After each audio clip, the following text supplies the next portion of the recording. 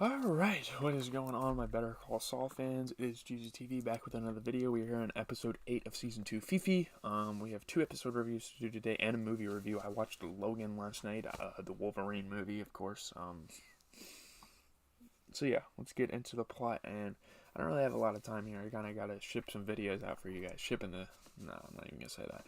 Okay, shipping this out was what I was going to say, but that's kind of... It's funny. Alright, Jimmy accepts Kim's offer to set up separate firms and shared office space, and Kim announces to Howard her resignation from HHM, so right off the bat, we're getting some big things happening.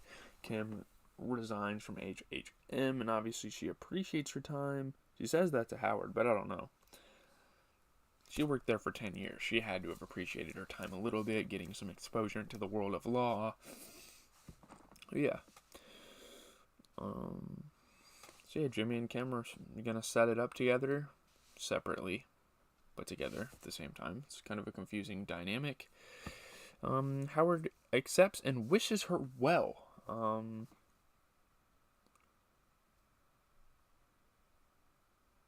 So there's kind of a crazy rivalry going on in this episode with Mesa Verde, HHM, and Kim Wexler. Kind of this interesting thing that goes on. Kim Wexler and HHM are kind of fighting for Mesa Verde, and I think that's a really cool thing that we see in this episode. It kind of sucks ass that Chuck had to be the asshole in this episode again, like he was when he was hating on his brother all these years. But we'll get into that. Immediately after Kim exits Howard's office, Howard and her race to secure the Mesa Verde account. So Kim is like racing to someone else, to her office, her old office, pretty much, calling them and like, do we still have lunch? Are we still good? We're still gonna meet up. You know, and Kim has it at first in the first half, not gonna lie, but Chuck ruins it all. Of course, Chuck ruins everything. Kim meets with Kevin and Paige, Mesa Verde's president and chief legal counsel. We know this, and they agree to become a client of her solo practice. And we don't figure this out until she talks to Jimmy. There's kind of a suspense in the air. I don't think they agreed on anything in the meeting that they showed on camera, but she goes up to Jimmy and she's like, yes, I got it. I mean, it's insane that a solo practitioner that just started off, I mean, she got them in the first place as clients, so she should deserve them, but obviously HHM being a corrupt and terrible and tyrannic, ruling over Kim Wexler all these years and still doing so, has to snatch it away from her. Kim and Jimmy set up their practices in a repurposed dentist's office.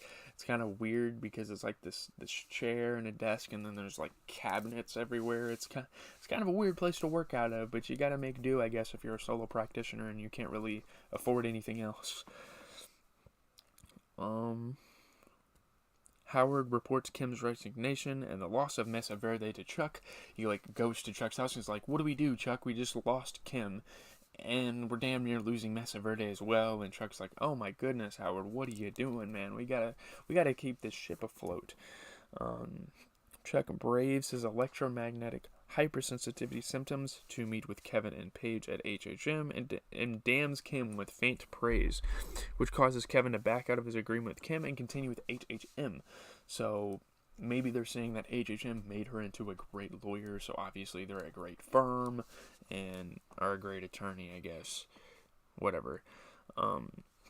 So Chuck is such an asshole here that he goes through his fucking electromagnetic hypersensitivity just to meet with these guys and just to ruin Kim's chances because he knows she's with Jimmy.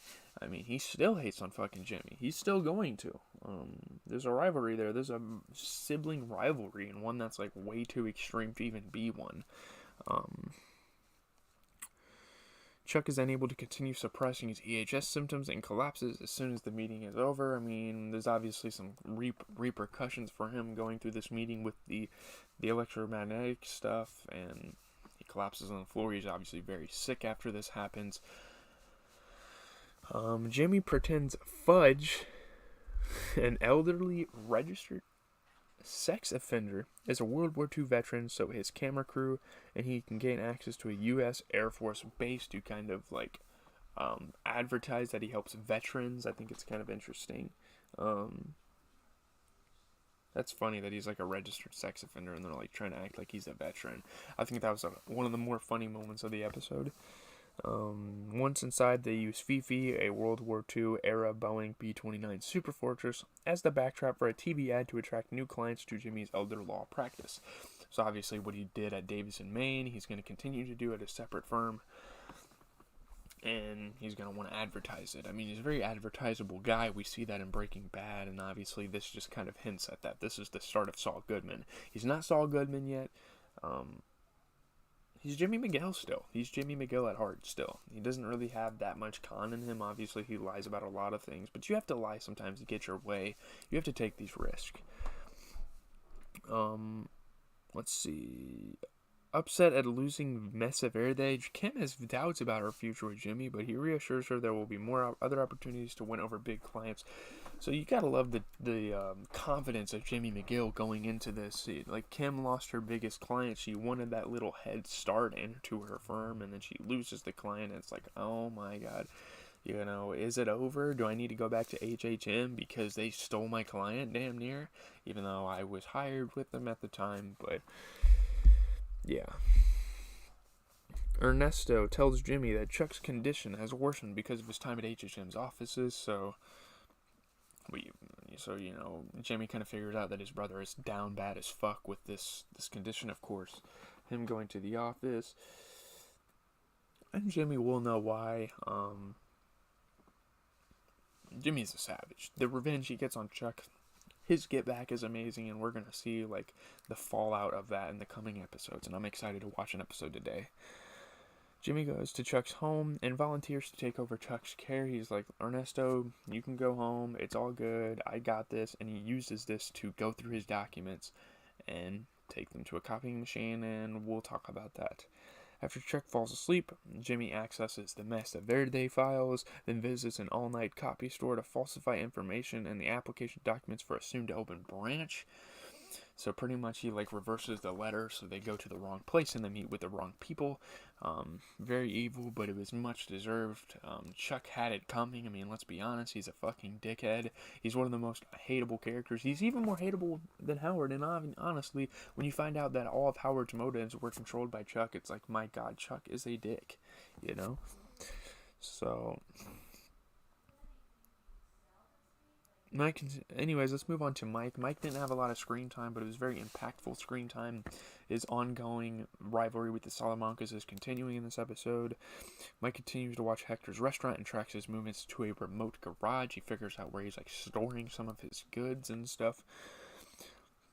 After returning home, he uses a garden hose, nails, and power drill to begin assembling a homemade spike strip. So he's like, can you help me with this? To his granddaughter Kaylee.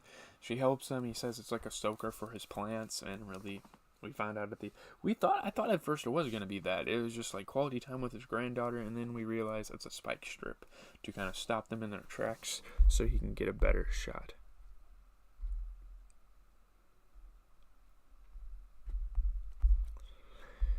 The episode received very positive reviews, 100% positive rating, 8.2 out of 10 on Rotten Tomatoes. Emotionally foreboding and beautifully shot. Fifi draws empathy for several key characters, even those normally disliked. I don't have, if you're saying empathy for Chuck, I have no empathy for Chuck. He's an asshole. He's hailed as an asshole on the show, so 8.7 out of 10 on IGN. A sabotage of a sabotage as Jimmy and Kim try to set up a new law practice.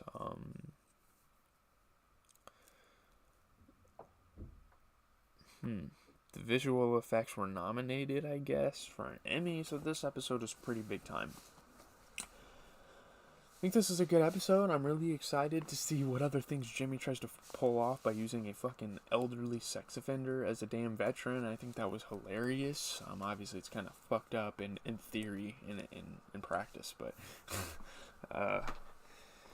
it's a good show. It's turning out to be a good show. I don't know how many episodes are in this season, but we are definitely more than halfway at this point. Leave a like, comment, and subscribe. As always, it has been GCTV reviewing the best TV shows out there. We have Better Call Saul, we have The Walking Dead, and we have Logan review coming out today.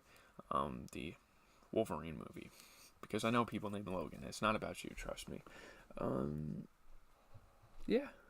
hopefully you guys have a good rest of your day. I think there's a college football game at 6:30 I'm going to try to catch. I've been trying to watch as much as that as I can, but